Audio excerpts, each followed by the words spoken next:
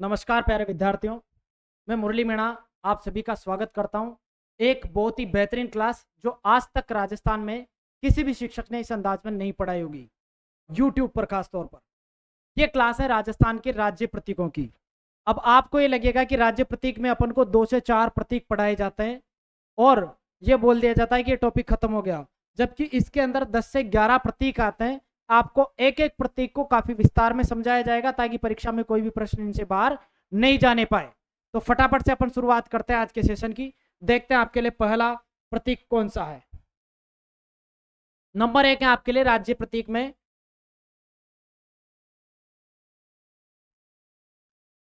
ऊंट। राज्य का पालतू पशु। ऊंट को क्या मानते हैं अपन? राज्य का पालतू पशु मानते हैं। इसके वैज्ञानिक नाम की बात करूं, आपसे परीक्षा में पूछा जा सकता है कि ऊंट का वैज्ञानिक नाम क्या है, तो कैमेलस ड्रोमेडारिस है। ऊंट का वैज्ञानिक नाम क्या है? कैमेलस ड्रोमेडारिस। ये चीज आपको ध्यान रखनी है। राज्य के पालतू पशु का दर्जा जो है इसको ये दिया गया था 19 सितंबर 2014 को। कब दिया गया था? 19 सितंबर 2014 को ये दर्जा दिया गया था। ऊंट महोत्सव की बात करें तो ऊंट महोत्सव जोड़बीड़ बीकानेर में मनाया जाता है। ऊंट महोत्सव कहां मनाया जाता है? जोड़बीड़ बीकानेर। ठीक है। भारत में सर्वाधिक ऊंट अगर बात करें तो राजस्थान राज्य में पाए जाते हैं। पूरे भारत के 84.83%, यानी कि 84.83% ऊंट जो है वो राजस्थान के अंदर पाए जाते हैं पूरे भारत के। अब आगे देखो, राजस्थान में सर्वाधिक ऊंट अगर पूछ ले तो जैसलमेर जिले में पाए जाते हैं। राजस्थान में सर्वाधिक ऊंट कहां पर पाए जाते हैं? तो राजस्थान में सर्वाधिक ऊंट जैसलमेर जिले में पाए जाते हैं। वहीं अगर पूछ ले कि राजस्थान में न्यूनतम ऊंट कौन से जिले में पाए जाते हैं, तो न्यूनतम ऊंट प्रतापगढ़ जिले के अंदर पाए जाते हैं। अब आगे देखो, भारत की प्रथम कैमल मिल्क डेयरी ये जोड़बीड़ बीकानेर में बनाई गई थी। भारत की पहली camel milk dairy, camel milk मतलब ऊंट के दूध की डेयरी कहां पर लगी थी भारत में? तो जोड़बीड़ बीकानेर में लगी थी। कैमल मैन के नाम से भी प्रश्न पूछा जाता है कि कैमल मैन के नाम से किस व्यक्ति को जाना जाता है? तो अशोक टाक को कैमल मैन ऑफ इंडिया कहा जाता है। अशोक टाक कैमल मैन ऑफ इंडिया के नाम से जाने जाते हैं। आगे देखे भाई, ऊंटों के देवता के बारे में प्रश्न पूछा जाता है आपके कला संस्कृति में। तो ऊंटों के देवता माने जाते हैं पाबूजी। ऊंटों के देवता कौन से लोग देवता को माना जाता है? पाबूजी को माना जाता है। वहीं मारवाड़ में ऊंट लाने का श्रेय भी किनको दिया जाता है? तो मारवाड़ में ऊंट लाने का श्रेय भी पाबूजी को ही दिया जाता है। ये पहले व्यक्ति थे जो मारवाड़ में ऊंट लेकर के आए थे। ऊंट के दूध में कौन सा विटामिन पाया जाता है? तो ये प्रश्न भी पूछा जा सकता है साइंस में। ऊंट के दूध में भैया विटामिन सी पाया जाता है। कौन सा पाया जाता है? Vitamin C. और ये जो है डायबिटीज के जो मरीज होते हैं उनके लिए उपयोगी माना जाता है ऊंट का दूध। अगर डायबिटीज के कोई रोगी हैं तो ऊंट का दूध उनके लिए बहुत फायदेमंद रहेगा। ऊंट वध अधिनियम ये बनाया गया है राजस्थान सरकार के द्वारा और ये लागू हुआ है राजस्थान में 21 दिसंबर 2014 को। ऊंट वध अधिनियम राजस्थान में कब से लागू हुआ है? तो 21 दिसंबर 2014 को ये राजस्थान में लागू हो गया है। आगे बात करें तो ऊंट की बलि के लिए प्रसिद्ध महल कौन सा है? तो वो है मुबारक महल टोंक। ऊंट की बलि कहां पर दी जाती है? तो ऊंट की बलि दी जाती है बेटा मुबारक महल टोंक के अंदर ऊंट की बलि दी जाती है। आगे देखें 20वीं पशु गणना जो 2019 में हुई थी उसमें कुल ऊंट राजस्थान में कितने पाए गए हैं? तो 2.13 लाख ऊंट जो है राजस्थान में पाए गए हैं पशु गणना 2019 के अंदर, जो 20वें नंबर की थी उस पशु गणना के अंदर। ठीक है। अब आपको यह भी ध्यान रखना है पशु गणना कौन करवाता है? तो राजस्व मंडल करवाता है, राजस्व मंडल अजमेर। ठीक है। ऊंट के बारे में अगला देखो, ऊंट की प्रमुख बीमारियां ये भी परीक्षा में पूछ लिया जाता है। तो ऊंट की बीमारियां तिबरसा और सरी रोग। ऊंट की बीमारियां कौन कौन सी हैं? तो ऊंट की बीमारियां तिबरसा और सरी रोग, ये दोनों रोग जो है ऊंट के अंदर पाए जाते हैं। अगर परीक्षा में यह भी पूछ ले कि ऊंट की गर्भावधि कितनी होती है, तो ऊंट की गर्भावधि होती है 360 दिन से लेकर के 400 दिन तक। यानी कि ऊंटनी जो होती है वो प्रेग्नेंट होती है तो वो 360 दिन से लेकर के 400 दिन तक प्रेग्नेंट रहती है, उसके बाद में बच्चा पैदा करती है वो। उसके बाद में अपना एक देखते हैं गंगा रिसाला, ये शब्द आपने काफी सुना होगा। महाराजा गंगा सिंह द्वारा बनाई गई थी ऊंट सवार सेना, जिसको 1857 की क्रांति के दौरान ये राज्य के बाहर भी लेकर गए थे गंगा रिसाला को। ये चीज भी आपको ध्यान में रख के चलनी है।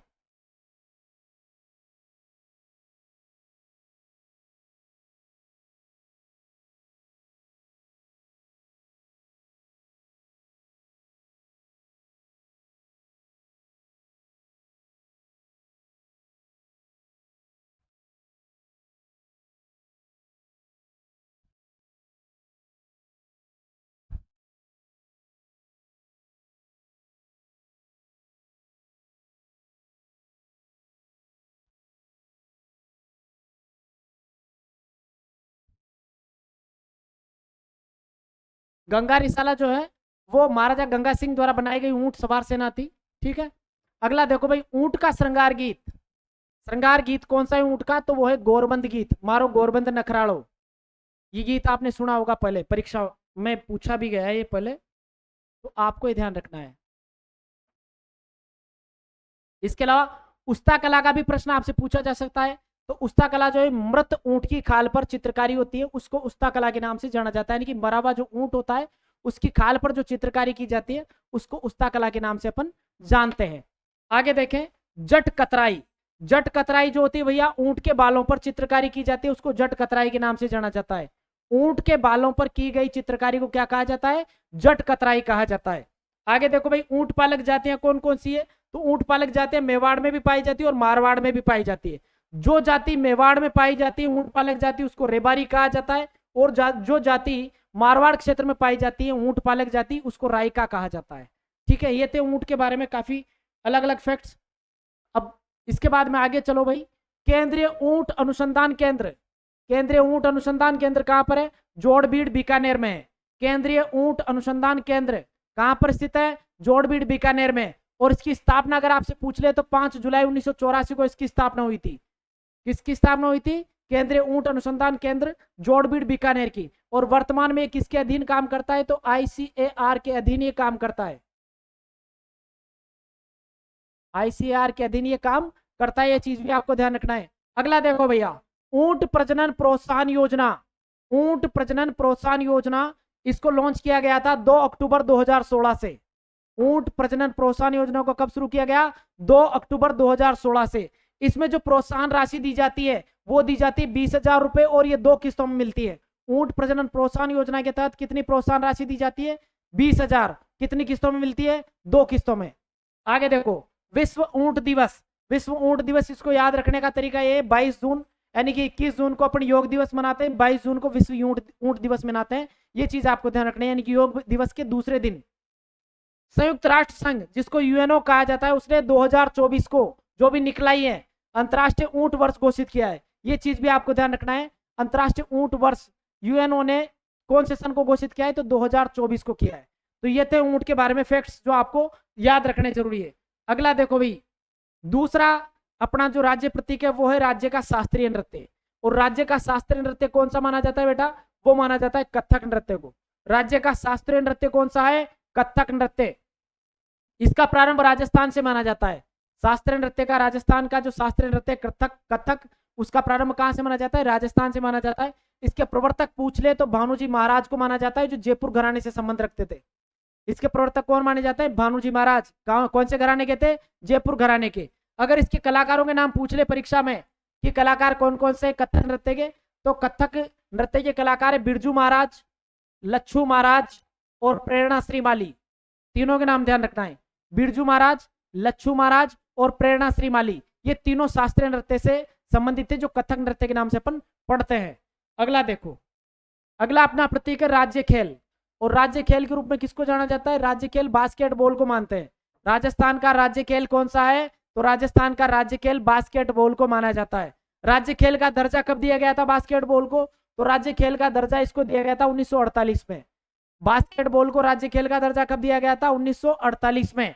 आगे देखो, राजस्थान महिला बास्केटबॉल अकादमी, ये कहां पर स्थित है? जयपुर में 2007 में। कब बनाई गई थी? जयपुर में बनाई गई थी 2007 में। राजस्थान महिला बास्केटबॉल अकादमी, जयपुर 2007। उसके अलावा आगे चलो, पुरुष बास्केटबॉल अकादमी। पुरुष बास्केटबॉल अकादमी जो है जैसलमेर में स्थित है। पुरुष बास्केटबॉल अकादमी कहां पर स्थित है? तो जैसलमेर में स्थित है। ये चीज भी आपको ध्यान रखनी है। अब आगे चलो, राज्य मिठाई, ये भी परीक्षा में पूछा जा सकता है। इनकी राष्ट्रीय मिठाई जैसे जलेबी होती है, वैसे राज्य मिठाई है वो कहा जाता है घेवर को। राज्य मिठाई कौन सी है? घेवर है। ये कब बनती है? तो गणगौर, तीज और मकर संक्रांति पर बनाई जाती है। तीनों अवसरों का नाम ध्यान रखना है। गणगौर पर, तीज पर और मकर संक्रांति पर बनाए जाने का विशेष प्रचलन है इसका। ये चीज आपको ध्यान में रख के चलनी है। अगला प्रतीक देखते हैं। अगला प्रतीक है राज्य कवि। राजस्थान का राज्य कवि किसको माना जाता है भैया? सूर्यमल मिश्रण को माना जाता है। राजस्थान का राज्य कवि कौन है? सूर्यमल मिश्रण। अब इनका जन्म पूछ लिया जाए तो जन्म है इनका हरना गांव बूंदी में। जन्म कहां हुआ था इनका? हरना गांव बूंदी में हुआ था। और ये जो है सूर्यमल मिश्रण, ये बूंदी के शासक राम सिंह प्रथम के दरबारी विद्वान थे। राम सिंह प्रथम जो बूंदी के शासक थे, उनके दरबारी विद्वान इनको माना जाता है, सूर्यमल मिश्रण को। इनकी प्रथम रचना अगर पूछ ले आपसे परीक्षा में कि सूर्यमल मिश्रण की प्रथम रचना कौन सी थी, तो इनकी प्रथम रचना थी राम रंजाट, जो इन्होंने 10 वर्ष की उम्र में लिखी थी। 10 वर्ष की उम्र में आजकल के बच्चे जो है अपने कपड़े तक नहीं धोते हैं, उस उम्र में इन्होंने राम रंजाट नामक ग्रंथ लिख दिया था। तो ये बहुत महान व्यक्ति माने जाते हैं राजस्थान के, राज्य कवि इसलिए कहा जाता है इनको। इनकी अन्य रचनाओं की बात करूं तो सूर्यमल मिश्रण की अन्य रचनाओं में वंश भास्कर जो काफी फेमस है, वीर सत्सई ये भी बहुत फेमस है, सतीरासो और छंदमयूख, ये रचनाओं के नाम आपको ध्यान रखना है।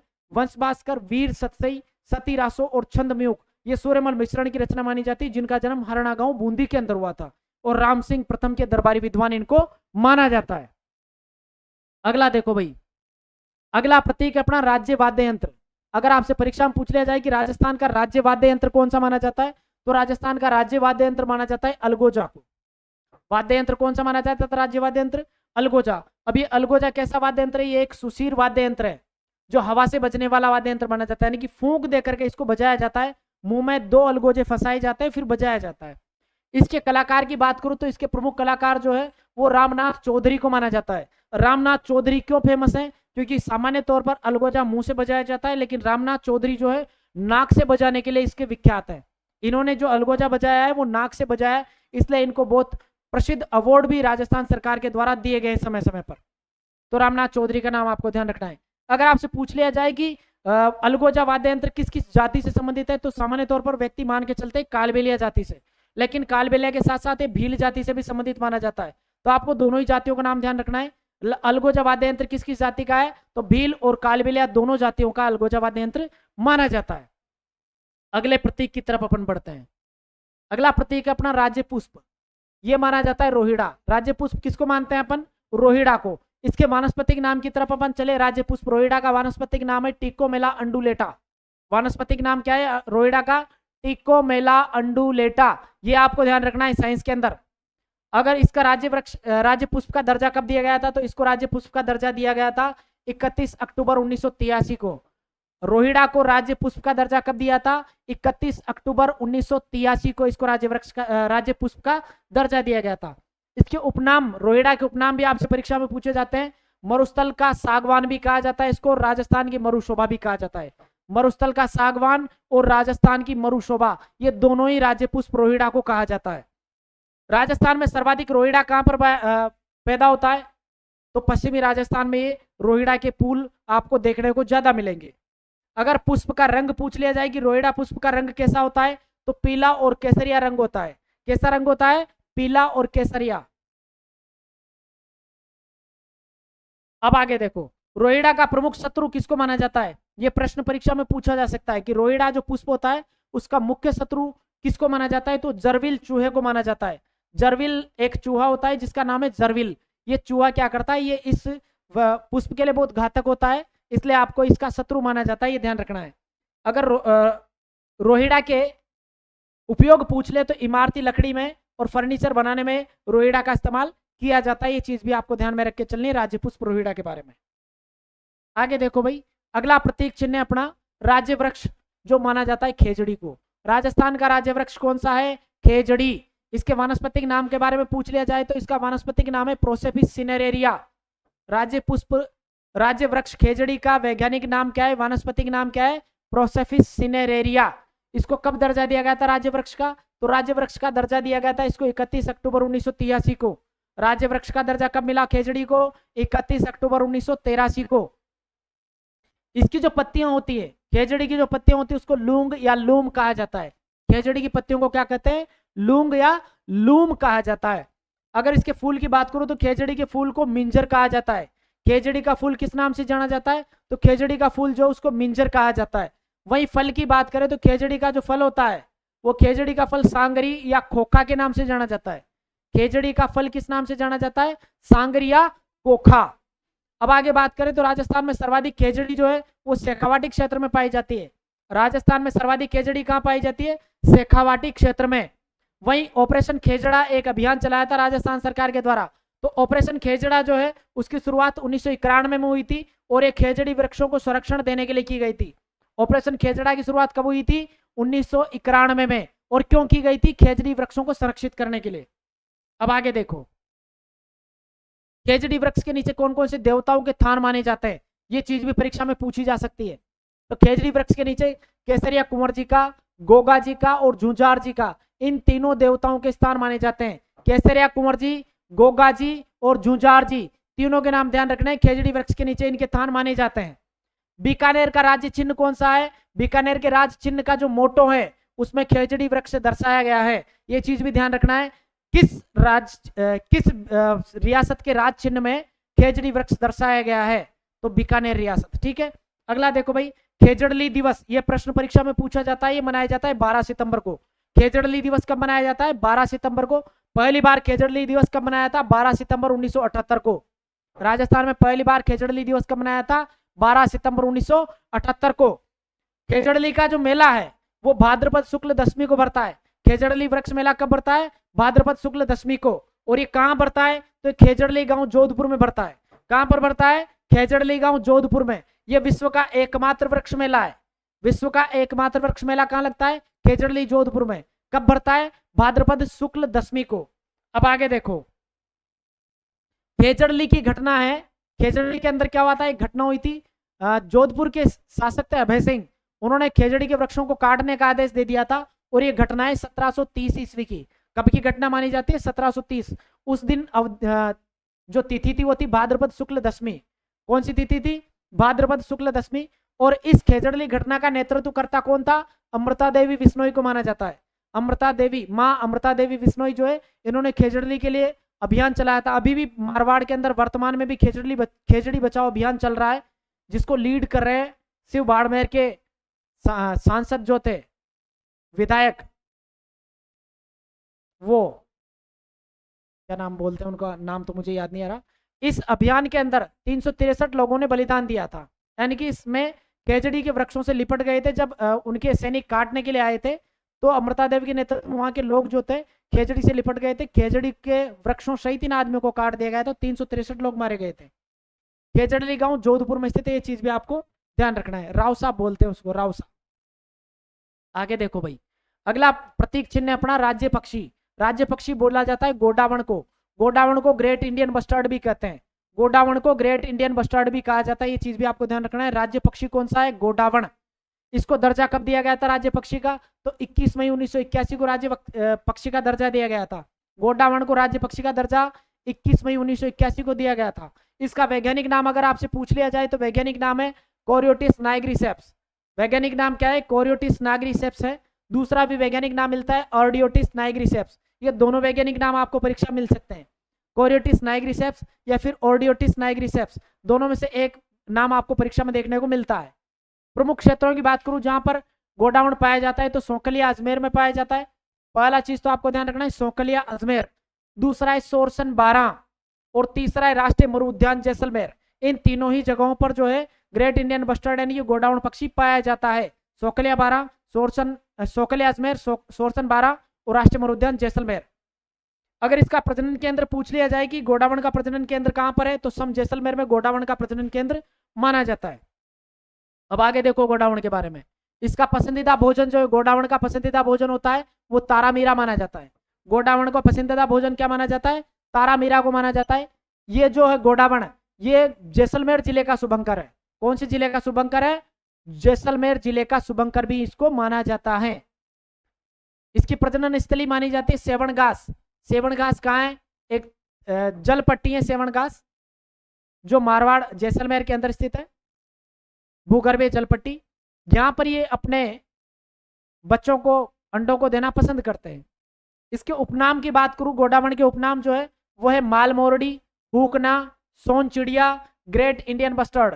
ये चीज आपको ध्यान रखनी है। चारों नाम आपको ध्यान रखना है, मालमोरडी, हुकना, सोन चिड़िया, ग्रेट इंडियन बस्टर्ड। ये किसके उपनाम है? तो ये है गोडावण के उपनाम।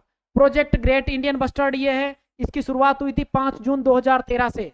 प्रोजेक्ट ग्रेट इंडियन बस्टर्ड इसकी शुरुआत कब हुई थी? 5 जून 2013 से इसकी शुरुआत मानी जाती है।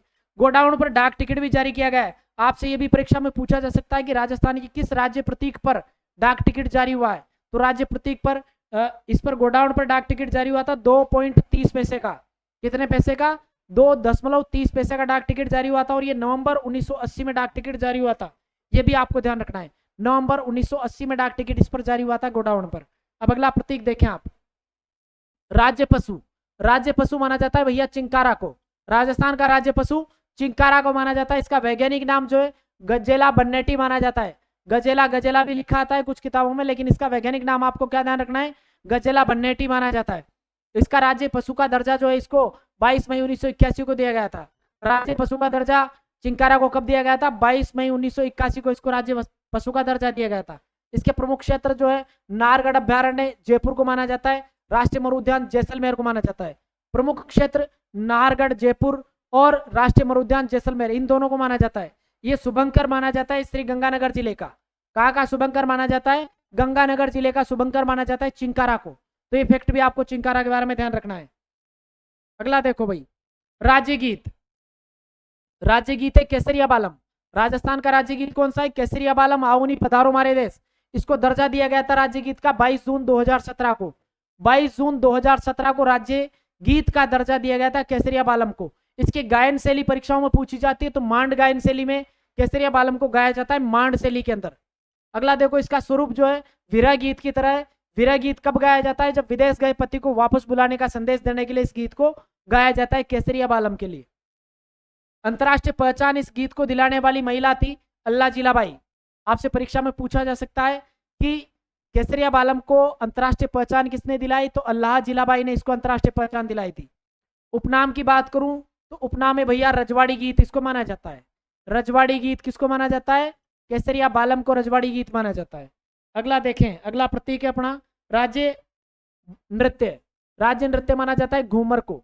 राजस्थान का राज्य नृत्य किसको माना जाता है, घूमर को माना जाता है। इसके अन्य नाम भी पूछे जाते हैं, तो अन्य नाम है लोक नृत्यों का सिरमौर, नृत्यों की आत्मा और रजवाड़ी नृत्य। आपने थोड़ी देर पहले देखा था रजवाड़ी गीत, वो कौन सा था, केसरिया वाला माओनी पधारो हमारे देश। और रजवाड़ी नृत्य कौन सा है, घूमर नृत्य है। लोक नृत्यों की आत्मा किसको कहा जाता है, तो भी घूमर को कहा जाता है। राजस्थान की नृत्यों की आत्मा किसको कहा जाता है, तो वो भी घूमर को कहा जाता है। लोक नृत्यों का सिरमौर किसको कहा जाता है, तो घूमर को कहा जाता है। आगे देखो, इसकी प्रस्तुति जो है, घूमर की प्रस्तुति शुभ अवसरों पर महिलाओं के द्वारा की जाती है। राजस्थान में जितने भी मांगलिक अवसर होते हैं उन सभी अवसरों पर घूमर नृत्य किया जाता है महिलाओं के द्वारा। और जो घाघरा घूमता है गोल गोल 8 छाप में घूमता है, 8 डिजाइन बनती है उससे 8 की तरह की, उसको सवाई कहा जाता है। ये चीज भी आपको ध्यान रखनी है। इस घूमर नृत्य के दौरान जो वाद्य यंत्र काम में लिए जाते हैं वो है सहनाई, ढोल और नगाड़ा। घूमर नृत्य में कौन कौन से वाद्य यंत्र काम में लिए जाते हैं, सहनाई, ढोल, नगाड़ा। ये चीज आपको ध्यान रखनी है। अब इस घूमर गाने का प्रथम श्रेय किसको दिया जाता है, तो मांगी बाई उदयपुर को घूमर का फेमस करने का श्रेय दिया जाता है, मांगी बाई उदयपुर को। घूमर जो है 3 प्रकार का होता है, 3 टाइप का होता है। नंबर 1 घूमर, ये महिलाओं के द्वारा किया जाता है। नंबर 2 घुमरिया, ये घुमरिया बालिकाओं के द्वारा किया जाता है। घूमर महिलाओं के द्वारा, घुमरिया बालिकाओं के द्वारा। और लूर, ये गरासिया स्त्रियों के द्वारा किया जाता है। लूर गरासिया स्त्रियों के द्वारा किया जाता है। तो ये राजस्थान के 12 लोक प्रतीक चिन्ह माने जाते हैं, राजस्थान के प्रतीक चिन्ह, जिसमें आपको सिर्फ अब तक किताबों वाले यही बताते हैं कि राज्य वृक्ष, राज्य पशु, राज्य पक्षी, राज्य पुष्प। अपन ने आपको 12 प्रतीक चिन्ह बताए। आपको इन टॉपिक्स में से इस टॉपिक में कोई भी क्वेश्चन बाहर नहीं जाएगा, अच्छे से पढ़ लीजिएगा और रट लीजिएगा। मेरी गारंटी है कोई भी प्रश्न इससे बाहर नहीं जाएगा। राज्य प्रतीकों से अगर कोई प्रश्न आता है तो अपनी अभी की क्लास के लिए इजाजत चाहता हूं, अगली क्लास में फिर मिलेंगे। जय हिंद।